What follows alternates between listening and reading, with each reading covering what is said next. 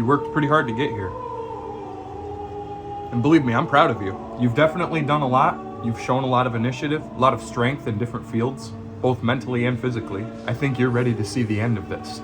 You deserve it. You've worked so hard to get here. It's time to show you.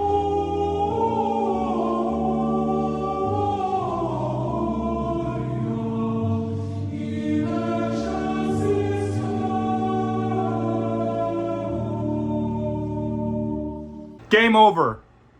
You lose. Oh, you thought I was kidding? No, today's topic is about games that you literally can't win. And by that, I mean games that I've played where no matter what you do or how you decide to play the game, the ending always stays the same. Now keep in mind, there's a lot of games that have this theme, but I'm not gonna talk about all of them. I'd be here for a fucking month and a half. So, without further ado, let's just get right into the editorial. And thank you guys once again for watching.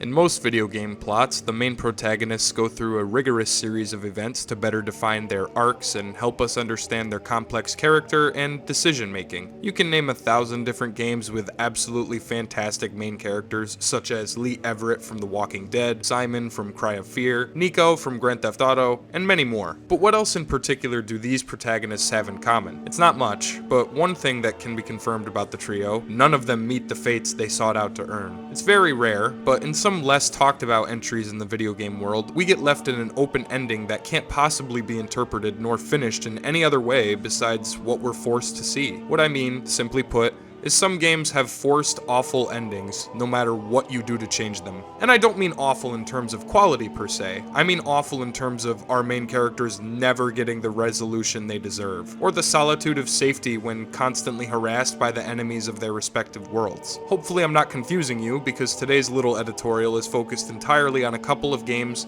that I feel deserve the highlight when it comes to discussing this, mostly because it doesn't matter how safe or unsafe you play them, the endings are sad and traumatizing no matter what. In most modern games, we seek to play something that allows us to grow and learn with our characters, the ones we play as. By the end of it, as the player, we should know every single person's name, backstory, and what they've done to get this far. In most video game climaxes, it's the main good guy versus the main bad guy, or whatever, good versus evil, and it's been a repetitive art form incorporating both unrealistic and fascinating stories of all kinds. The first story, of course, I want to talk about is none other than Telltale's The Walking Dead. Infamous for its unique gameplay and storytelling all the way back in 2016, Telltale's entry into the Walking Dead video game verse was a huge one. Wait a minute. There's no way this game came out in 2016. Yeah, see, I knew that was wrong. It was actually released in 2012. It swept the nation by storm with its intriguing dialogue options, availability to choose your own adventure to an extent, and interacting with every character in the story to get to know them more. All the while, zombies have taken over the earth and began to roam, killing anyone and anything in their path, spreading worldwide in a never-ending plague of the undead. Lee Everett, the main character of the first season, is highly regarded as one of the greatest main characters ever made. Any fan of the games will instantly recognize his voice, outfit, and face. I won't spend an hour and a half talking about him here,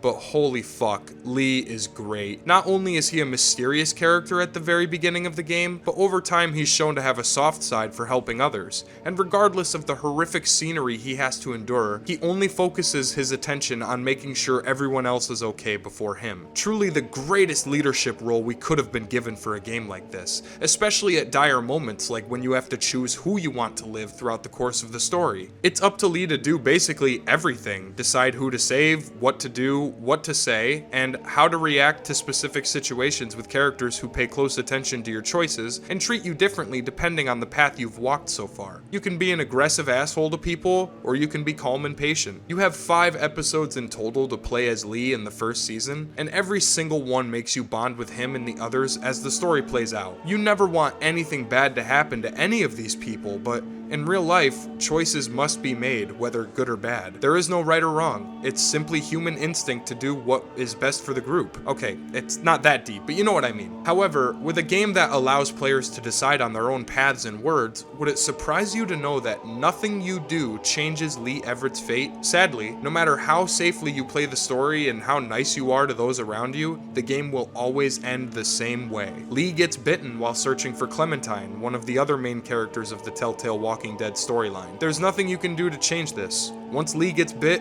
the story is doomed to end with him.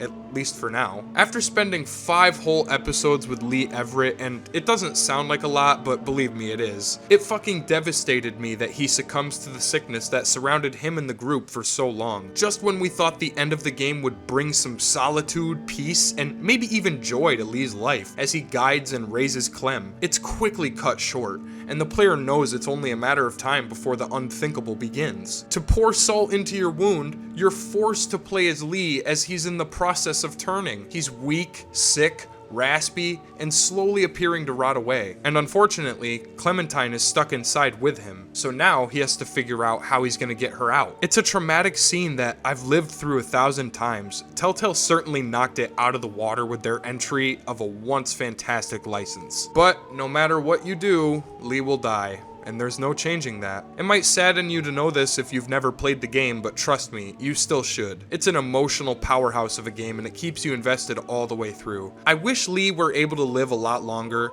but it makes sense that this was the end of his journey. Well, that was a hard one to cover for me, but the next couple should be a lot easier. The Darkness 2 is another prime example of a fantastic game with a horrid ending for the protagonist. Continuing directly after its predecessor, The Darkness 2 focuses on main character Jackie Estesado, as he is estranged by his ancestral curse known as the Darkness, which haunts him of his girlfriend's death from long ago. Without getting into the nitty-gritty of the game itself, I'll summarize the ending. At the end of the game, the player is given a choice to stay with Jenny in the asylum, aka your girlfriend, or reject the asylum and attempt to reach hell. If the player chooses to stay, Jenny and Jackie slow dance and the game ends. If you choose the latter, Jackie jumps from the roof and falls into hell. The Darkness sends demons to stop Jackie, but he quickly releases Jenny from her bindings and the couple embraces. In a post-credits scene, Jenny's revealed to have become the new host for Angelus, who has seen the destruction Jackie and the Darkness have caused over the course of the game,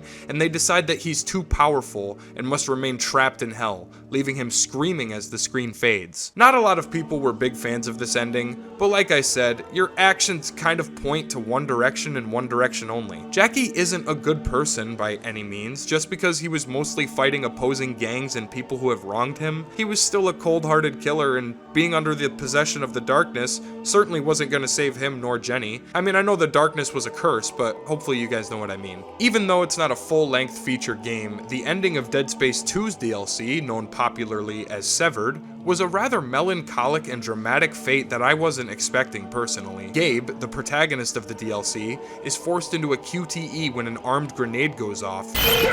Just following orders.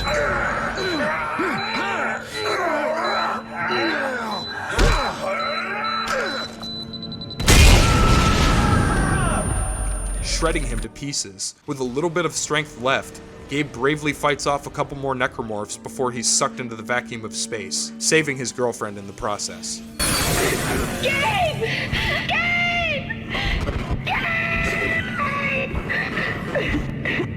As much as I fucking hate to mention it again, Callisto Protocol was the same way. Despite the mediocre gameplay and storyline, the ending of the main game basically concludes that Jacob dies and there is no changing it. Didn't I say I would never talk about that piece of shit again?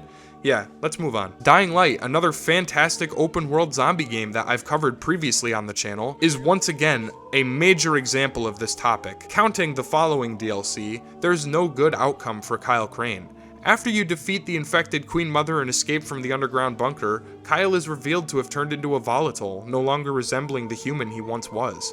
There's nothing you can do to change it either. This is just how Crane's legacy ends. Although it's abrupt and definitely took me by surprise the first time, it was conclusive and satisfying enough for me to say that it works. Kyle was never meant to live through to another game. Even though he probably should have for the sequel, maybe then it would have been a good game. Anyway, the reason I'm talking about this kind of game is because I feel like we haven't seen anything like it as of recently. I'd love to mention Buckshot Roulette, which is a horror game with that very same idea, but I don't currently own it, so I can't talk about it. Do I even need to mention Half-Life 2? It's the same fucking thing. Everyone knows how it ends, despite whatever bullshit timeline tease they want to throw at us. Back then, this was all we fucking got, and if you ask me, it doesn't need to change. Why try to make a sequel that doesn't even know if it wants to come out? I mean, Are you telling me there are people actually excited about this? But that OG ending with Gordon Freeman witnessing the downfall of his empire, the loss of his good colleague Eli, and the fate of the future unknown is probably plenty enough. I'd rather it be a mystery than be fucking dog shit, to be honest. Cry of Fear is the same way. It's a pretty long game, but out of all 3 of the possible endings, not a single one results in Simon winning over the depression he suffers from during the course of his misadventure. Sure, there are lighthearted moments in the true ending,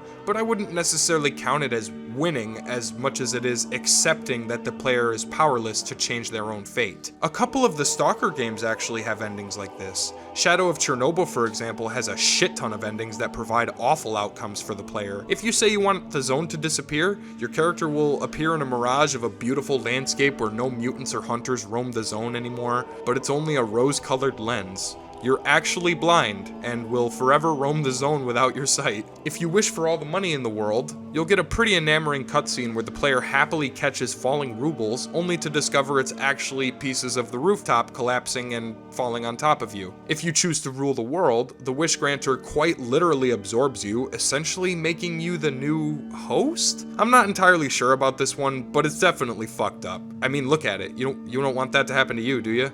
I don't. If you choose to be invincible, your character will turn into a metal statue, which is in between the fine line of living and dead, I suppose. One could say that the interpretation is this: as heroes are immortalized with the creation of statues and monuments in their name and figure, the protagonist too has become far more powerful than anyone else in the universe, and therefore immortal. Or a fucking statue. Although, there is a good ending for Shadow of Chernobyl, so this wouldn't qualify as a game you can't win. However, to get the good ending, you'll have to know very specific things in order to unlock it. I could go on about the other endings for this one, but I'm actually going to save it for when I cover the main Stalker games in the future. I feel as though games of this genre are too few and far between, which is unfortunate. If they're done particularly well, endings where the characters either die or are left in uncertain situations can be fucking great. I mean, a few of the games I've mentioned so far came out a while ago, but we all remember them because of how much of an impact they had. With an intense storyline and gripping gameplay, it's no wonder some stories throw a curveball at the player just to force them into a 180-degree turn. It helps to sell the mysticism and can really play great tricks with your mind, the more you think about them. Is it a bummer that you can't change the fate of these poor souls that we become so attached to? Of course. But that's called good storytelling, baby. Name of the game. Not every game has to end like this, but in some of these prime examples of great storytelling we've seen, we as gamers have come to know that sometimes a sad story is a pretty conclusive one. I'd love to discover more that offer endings that completely sidewind the player and throw them in a loop they weren't expecting. Like I said, as long as it's good and well written, it can be memorable and appreciated. Not this! This is garbage. I apologize that this video wasn't longer, guys, but keep in mind I've only played a few games growing up with this style of ending. Games where you work so hard developing a feel for the stories and characters, only to be slapped down by the hand of God. These games have balls. And I'm still waiting for the ultimate open-world third-person shooter with outstanding mechanics, interesting enemy types, and variations of mutated species, complex terrains, and a gripping story to keep me invested with a twist at the end. Weird dream to have, but it's there. What are some of your favorite games that don't have a positive ending for the main character? Without your input, my videos would be boring slog fests, so thank you for enduring it. Anyways, hopefully you guys enjoyed checking out this list with me. I'm sorry I didn't cover more, and I'm sorry it kind of feels a little all over the place, but I'll make it up to you in due time. Hope you guys have a nice one. I'll see you next time, and thanks again.